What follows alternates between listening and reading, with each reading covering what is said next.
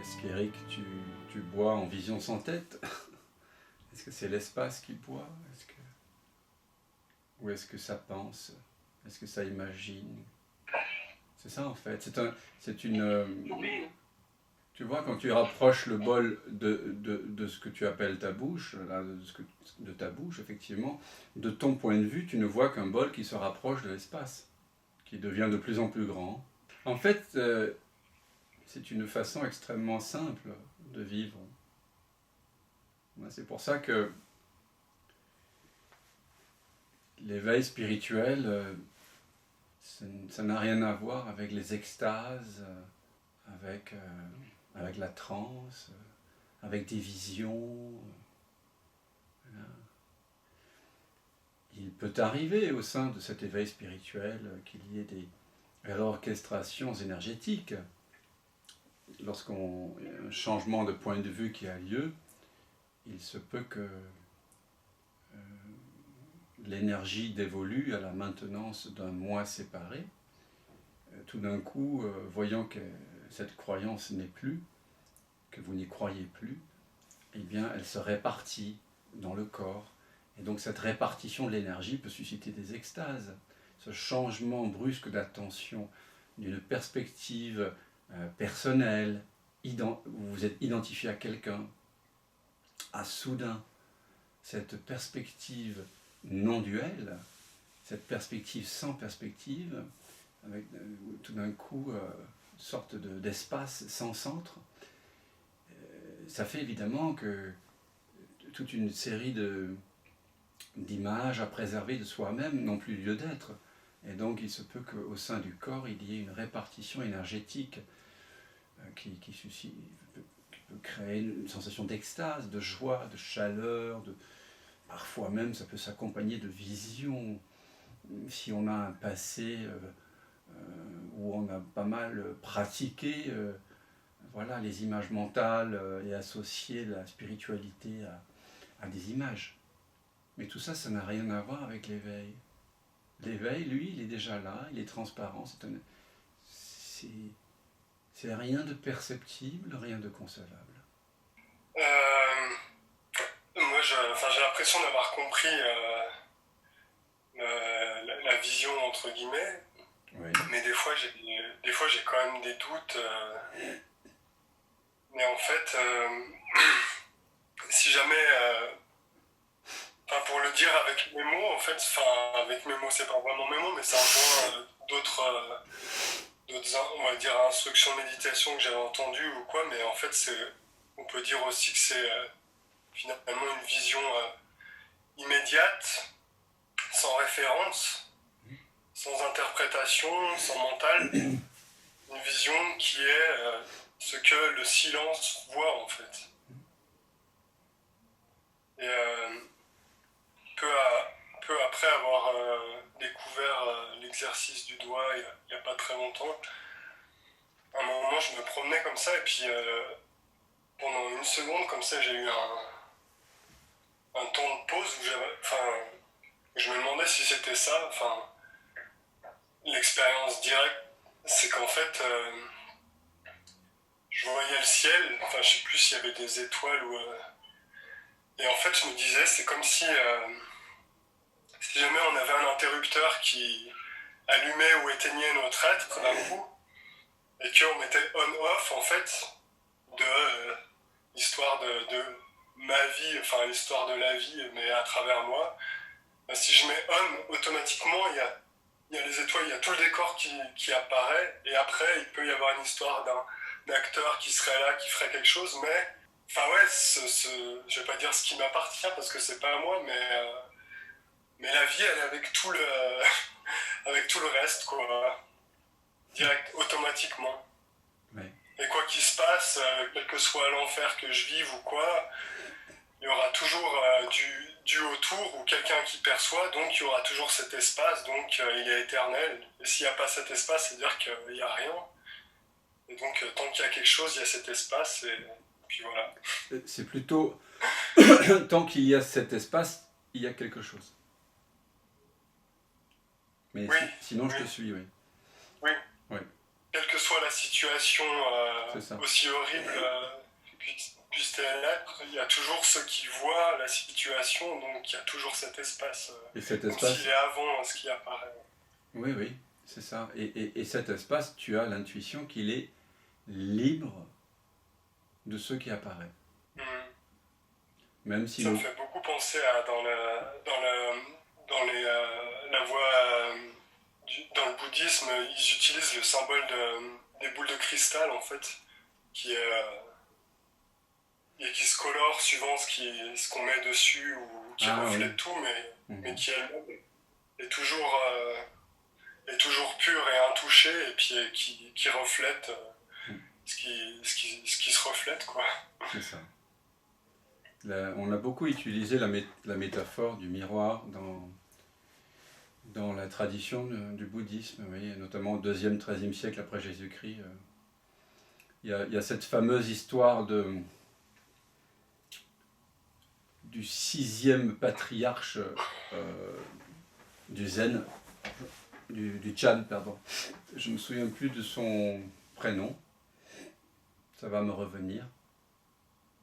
C'était un jeune homme donc, qui ne lisait pas et qui n'écrivait pas, donc analphabète, mais qui avait, en entendant un moine réciter le sutra de l'estrade, il a été ébloui, il a demandé qui composait cela et d'où ça venait. Et le moine lui dit que il avait reçu cet enseignement d'un monastère se trouvant à 30 jours de marche. Il lui décrit l'endroit et il part là-bas. Et en entrant il a réussi à convaincre le directeur qui voulait absolument être en résonance avec ce texte. Et donc, bien qu'il fût analphabète, il a fini par l'inviter à venir dans les cuisines du monastère zen. Et puis, il est arrivé à un moment donné où il y avait une succession du vieux chef du monastère, le directeur du monastère, je ne sais pas comment on dit, allait le transmettre à un suivant. Et donc, il a fait un concours de poésie. Et c'est resté très célèbre cet épisode dans l'histoire du Zen, mais je ne me souviens pas des noms. Mais on pensait à quelqu'un qui était son second depuis une vingtaine d'années et qui écrit un poème qu'il affiche dans le monastère où il dit qu'il faut donc nettoyer le miroir pour qu'il demeure toujours pur. Et le jeune homme analphabète, on lui demande à un collègue de lui lire, parce qu'il ne lit pas, et quand il voit ça, il écrit quelque chose en retour. Il dit que le miroir n'a pas besoin d'être nettoyé. Il est déjà pur en lui-même. Et en fait, c'est à lui qu'on va, quand il écrit ce poème, c'est à lui que le directeur va donner la succession. Et au moment de lui confier la succession, il lui dit « Tu dois t'enfuir parce que les autres vont vouloir te tuer. » Et effectivement, ils sont partis à sa recherche, à plusieurs. Et donc il s'est enfui. Et Huineng, voilà, l'histoire de Huineng, H-U-I, plus loin, N-E-N-G. Ça me revient. Et donc Huineng a fui le monastère et lui a dit de revenir plus tard, des années plus tard. Et en fait, un à un, les poursuivants abandonnent, mais il y en a un, c'est celui qui avait écrit le poème, qui le poursuit avec beaucoup de rancœur. Et au final, Huineng se laisse attraper. Et il se passe cette chose étrange que l'autre lui dit « Mais alors, dis-moi quel est ton secret, enseigne-moi. » Et il lui dit « Retourne-toi, là est le secret. » Et finalement, il va devenir le disciple de Huineng et accepter que c'est lui qui prenne la direction du monastère. Je ne sais pas ce qui appartient à l'histoire et ce qui appartient à la réalité, et peu importe. C'est pour montrer que Huineng était quelqu'un qui avait compris la voie subitiste. Hein. dans le zen et dans toutes les traditions, on a toujours cette double tentation, hein, enfin, cette double spiritualité, la spiritualité authentique, qui est subitiste, qui est de reconnaître notre vraie nature directement, comme l'y invite donc Huineng en disant « retourne-toi, là est le secret ». Hein, comme on fait avec le doigt de Douglas Harding, ou quand on se revêt d'espace, ou quand on fait le neti-neti et hop, on découvre que ce que l'on cherchait est déjà là. Et puis il y a ceux qui professent une voie dans le temps, où il faut nettoyer, il faut faire des pratiques, voilà. Alors, c'est un débat éternel, les deux ne sont pas en conflit. Que ceux qui peuvent se retourner tout de suite se retournent. Quand on dit dans la tradition spirituelle, quand le bois est sec, eh bien, la moindre étincelle va lui permettre de prendre feu. Et si le bois n'est pas sec, eh bien, on va le sécher. Donc, en attendant, ben, on fait des pratiques. Alors, simplement ici, on commence par l'éveil directement. On commence par ramener l'attention vers ce qui est déjà là. Et comme tu le pressens, toi et beaucoup d'entre vous qui êtes là, c'est simple. Tu l'as décrit, tu l'as très bien décrit, et avec des mots simples, avec des mots laïques, des mots qui n'appartiennent pas à une tradition. On n'est pas obligé d'être bouddhiste, chrétien, ceci ou cela. On peut pratiquer le questionnement, le retournement avec des outils qui sont laïques et qui sont adaptés à notre siècle, à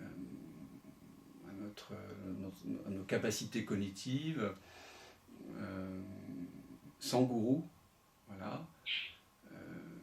C'est très simple, effectivement. Et donc, il y a dans la tradition, voilà, toujours cette double possibilité, soit de se retourner tout de suite, et puis à partir de là, laisser se consumer tout ce qu'on n'est pas, ou alors par une sorte de travail sur soi lancinant et qui peut durer des vies, hein, des éons, se débarrasser de tous nos conditionnements pour enfin un jour peut-être atteindre le paradis. Hein. Mais pour moi c'est trop tard. Hein. Plus tard c'est mort. Keynes, l'économiste, disait « À long terme, nous sommes tous morts ». C'est ce que j'ai retenu de mes cours à Sciences Po. Donc, on y a accès tout de suite, hein, c'est simple. Je voulais dire, dans ton expérience, est-ce que le personnage il peut encore se coller et tu peux encore te laisser prendre, ou c'est définitivement impossible? Est-ce que ça t'arrive de te rendre compte que tu es parti il peut y avoir des réactions de Dan et que tu y crois? Pas plus de quelques secondes, mais c'est comme une réaction qui a lieu. Et oui, ça peut arriver en ce qui me concerne. Mais très très vite, ça apparaît. Et puis, il n'y a pas de... Il n'y a pas de mécanisme de saisie autour de l'émotion, autour d'une parole, autour d'une pensée, ou autour d'une action, tu vois. Il n'y a pas la volonté que ce soit différent. Et donc, ça se replace très vite dans cette présence. Et ça suit son chemin, en fait, voilà. Mais c'est plus possible de croire que je suis une personne, que quelque chose devrait être différent de ce que c'est. C'est plus possible de ressentir le manque. C'est plus possible de ressentir, par conséquent, la souffrance. Au sens de vouloir autre chose que ce qui est. La douleur, oui, ça... J'en ai dégusté pas mal, ayant été pas mal malade mais la souffrance, vouloir autre chose que ce qui est, non. Ça vient plus.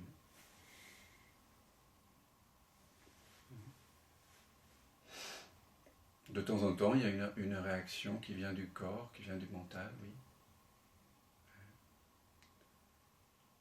On est tous pourvus d'une personnalité, et donc la personnalité s'exprime. Mais tout de suite, il y a ce neti-neti qui se fait. Je reconnais que je ne suis pas ça, que je suis la présence dans laquelle ça apparaît. Ça se fait naturellement. Et tu peux être à la présence, mais que ce soit une grande colère qui émerge relativement en relation avec quelqu'un. Non, s'il y a une grande colère qui apparaît, c'est que momentanément, il y a un oubli. Sauf si ça dépend ce que tu appelles colère. Il peut y avoir une colère identifiée ou une colère non identifiée. Ce que les autres appellent colère, si c'est élever la voix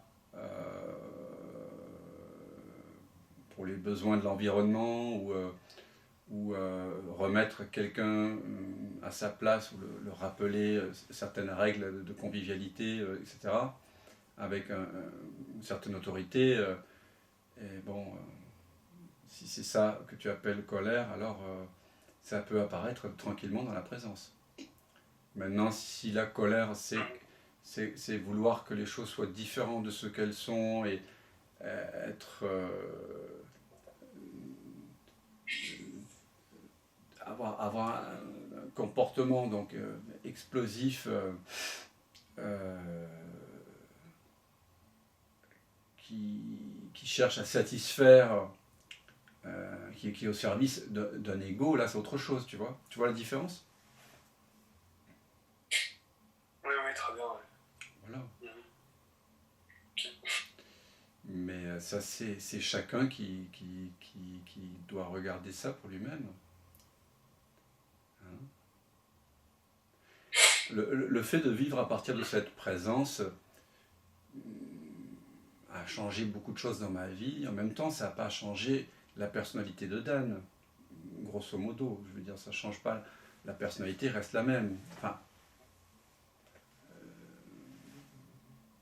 bon, les centres d'intérêt peuvent basculer, bien sûr. Ça dépend, en fait. Si les centres d'intérêt étaient là pour maintenir une image de soi, forcément, si les centres d'intérêt étaient liés à ça, ils vont tomber d'eux-mêmes. Mais si les centres d'intérêt, certains centres d'intérêt étaient en partie liés au fait de justifier ce qu'on n'est pas, une personne, ils peuvent continuer d'une autre façon, tu vois. Par exemple, je racontais l'histoire tout à l'heure, tu étais là, lorsque j'ai à 16 ans, quelqu'un m'a dit « Waouh, tu as une voix puissante ». Voilà ce qu'il avait dit, oui, une voix puissante. J'étais là, je hurlais dans un micro du hard rock. Et je vois bien comment il y a eu un mouvement égotique de saisie de ça, de fierté et de volonté de perpétuer ça. Plus tard, quand la réalisation a lieu, tu comprends que cette voix, elle ne t'appartient pas. Tu vois ? Qu'elle apparaît, elle apparaît. Et donc tu chantes, le corps chante, mais voilà, que tu chantes mal ou bien, c'est ça qui est. Et avant, j'étais très stressé. Quand j'étais tout jeune, de chanter devant 1000 personnes, j'étais très très stressé. Et après, il n'y avait plus de stress. En tout cas, pas le stress qui est la peur, en fait, la peur de ne pas réussir, etc. Tu vois. Et d'ailleurs, par la suite, j'ai plus ou moins perdu la voix, comme on dit, parce que j'ai des reflux gastriques. Et donc, j'ai dû accepter de chanter à l'Opéra de Paris, chanter dans les chœurs, faire mon métier, mais le faire avec les moyens du bord. Et c'est vrai que ça a été possible dans la sérénité que parce que je vivais ça en vision sans tête. Parce que je comprenais que la voix ne me définissait plus. Donc parfois, elle pouvait apparaître vraiment pas terrible, quoi. Et c'est ce qui était. Et voilà. Alors que dans un autre état de conscience, c'était insupportable. Ça a été insupportable par moments. Parce que l'esprit compare. Et là, on a l'impression d'assister à une mort psychique. Tout ce à quoi on tenait est mort. Hein. Alors que quand on se rend compte qu'on n'est rien de tout ça, eh bien, on laisse exprimer au mieux voilà. C'est une vie fonctionnelle, en fait. Du coup, si la voix est là, tant mieux. Si elle n'est pas là, tant mieux aussi. Tu vois. Mais il n'y a plus d'enjeu égotique autour de ça. Ça peut être la voix, le physique, la santé, le travail, l'argent, etc. bien sûr.